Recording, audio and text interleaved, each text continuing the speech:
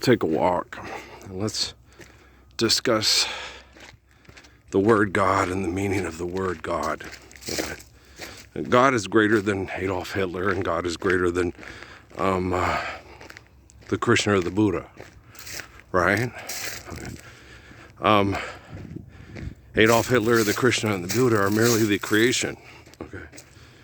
The creator, as we would call it, is greater than our capacity to invent and manipulate, which we perceive as being creative, right?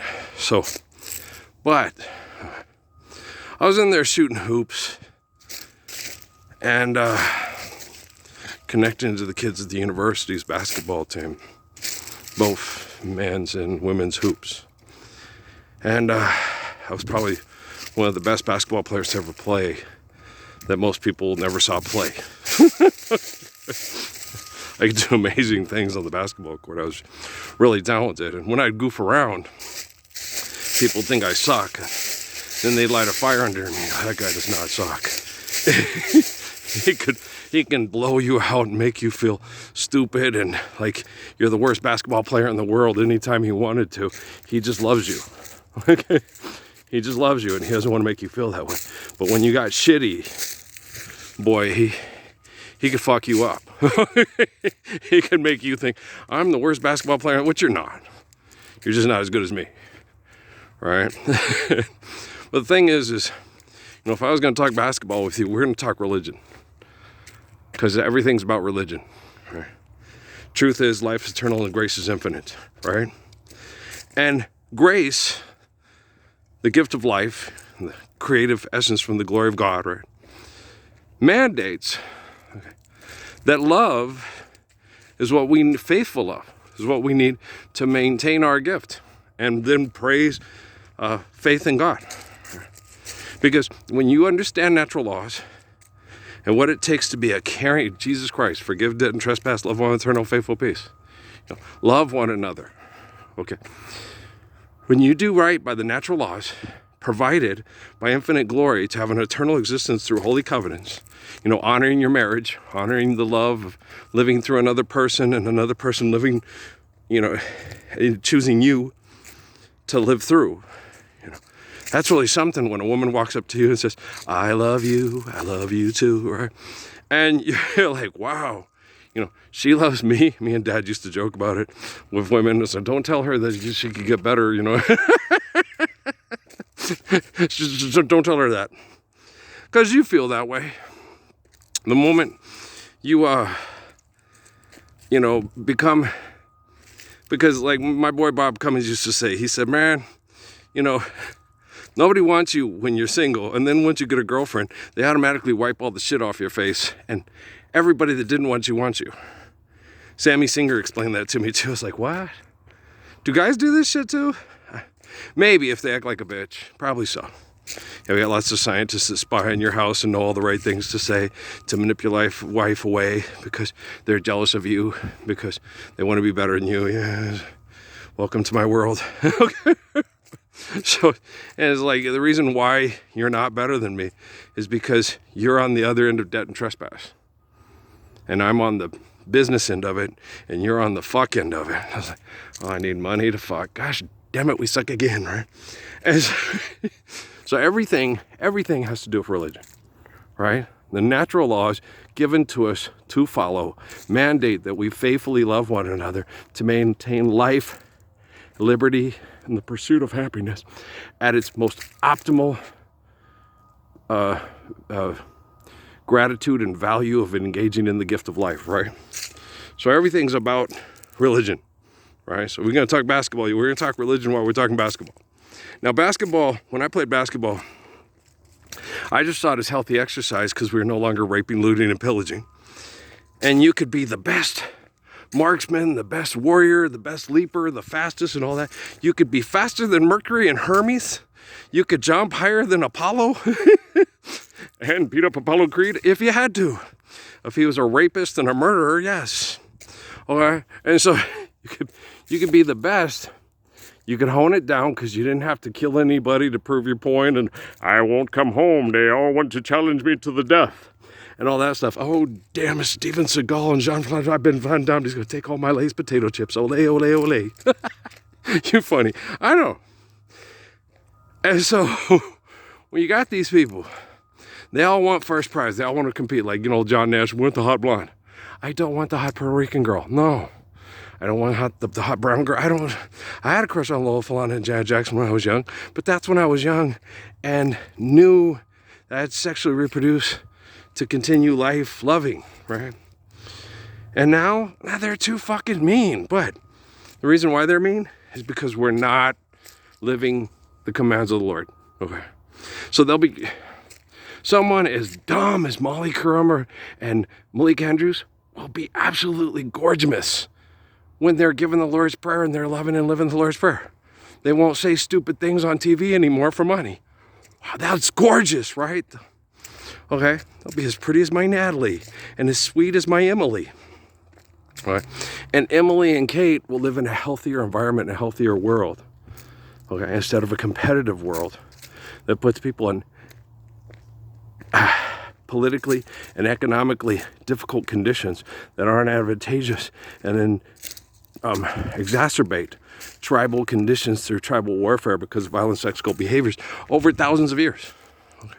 So people will be able to recover in one generation from things like morbid obesity, from depression caused by aggressive, violent, sex crazy women on TV like Cardi B and Megan Thee Stallion and the Kardashians, and they don't mean to be. You give a woman, hey, we're going to be bitches, we're not going to live the Lord's Prayer, then you go and get a bitch. That's just, damn, got a bitch, fuck. Okay. And when men don't want to live the Lord's Prayer, they act like a bitch. So I'm surrounded by bitches. Bitches. This is Las Cruces, New Mexico, right? Over there, St. Augustine Pass. Bitch Factory. You go over that way and you head all the way to Cochise County and you work Chichuca Bitch Factory. Then you got NASA people putting up satellites to be Sliver from Wise Men. Say Bitch Factory. You go up there's Los Alamos, there's Fort Bliss. We'll kill people for a Chapek and a pace on a Sire Terradon TV show and act like a bitch all swollen with it. Okay. And so it's a bitch factory everywhere. Wakanda forever. Another bitch factory. Namor, save us. No, another bitch factory. Make it stop. I'm working on it. It's hard. When you're the only man in the middle of a bitch factory, and all the rest of the guys know that superhero named Jesus from Constantine and Jerome's book that's magical and better than you is going to save me in the afterlife from people like you egomaniac. Truth is, life is eternal and grace is infinite. And if you don't believe in the living word in front of you, that's living the truth in front of you, faithfully, what makes you think you would have believed in Jesus Christ, Muhammad, or Haile Selassie in their time? Right?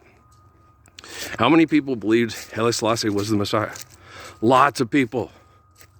I do. I didn't believe it. I still do. Okay. Haile Selassie is the Messiah like King David, Malachi, Melchizedek, Hud, Muhammad. Okay. In tradition of our understanding of religion in the region where we're from, right? And the way the religion spread, Haile Selassie is the Messiah, just like Amos. Okay? Do you understand? Okay. So, to us, he's the Messiah. He's the living word.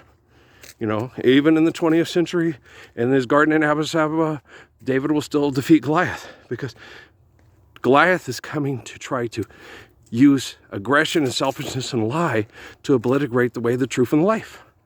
And he can't do that because life's eternal, grace is infinite. And Haile Selassie is always going to be the Messiah. And Idi Amin's always going to be a liar. And so is the people that gave us the Justice League of America, League of Nations, and the United Nations. Okay, hey, money tells us what to do with our technology. We suck again. Fuck, oh no. Help us, Waterboy, right? Yeah, watching Kelly and Mark again, so old Henley Winkler, right? Said Hanukkah and Christmas same time. It's a pagan ritual thing. If you go study the stuff, Jesus was born most likely in the summer, and he acts like a Cancer too. But like me, hello. And so, but it's like, I don't celebrate Hanukkah. Well, things have changed since we celebrated Hanukkah in my grandmother's family. The Kramers, Jewish peddlers. Well, we have this thing called refrigeration and migration, and Grandma migrated to a place called Deutschland. right? She probably most likely, from what my teacher tells me, from all the historical evidence, migrated there from Spain because they went to Spain for protection from people that were trying to be religious. And then when the Inquisition came out, and the Herods and the Caiaphases and the Babylonians and they're Messiah, the same thing Pharaoh did with Moses, right? And so they're all saying their Messiah is going to come and deliver them all from our evil. Well, let's go hunt down and kill that sucker while he's a baby, because if he gets to be a man, he's going to be the only man in the room, and the rest of us are going to look like a bunch of bitches. Yeah. And this time, you guys collected all the evidence through documentation that says, he signed you, Bill, now you're a law, and made it legal to spy on me my whole life. And it wasn't spying. It was all legal, according to them. It's illegal. Forgive debt and trespass, love one another, eternal faithful peace. Obey the natural laws of faithful love given to you by the glory of grace. Okay? God's infinite. So God is an infinite essence of life. And when you have faith in God and have an eternal existence, Pascal's wager, right? Pascal's triangle, then you perpetuate and continue that eternal beauty. If you deny God, then you're stuck in eternal wretchedness and pass it on to your kids. He's a mathematician. Yeah. Most mathematicians that do all the crazy board stuff like Sheldon and all them, don't consider me and Pascal up here mathematically, because all I did was, pi. Okay, good, I'm good to go. And that's it. And pi. Now, well, I also do like pie. Don't have a favorite Dutch apple. Oh yeah, Dutch apple. It's hard to pick a favorite pie. It sure is. Pie's really good. You just can't have too much of it or you make yourself sick.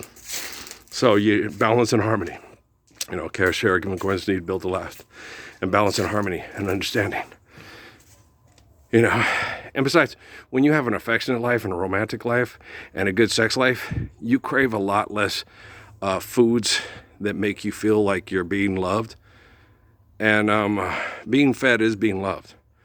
But overeating because of refrigeration and the way we're able to hold and maintain food for economic genocide. Yeah, the problem now. Yeah, no, I've been fasting for years. I haven't had sex or romance for I've only had sex or romance for like 3 months of my entire life. I don't have affection for my kids.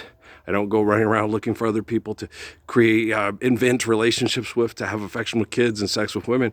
And, all I focus on is us living the Lord's Prayer. So then I don't have to do a lot of fasting to figure out what the devil and Satan are doing to the poor people to, deny them justice. Okay, I love you. Peace out, man.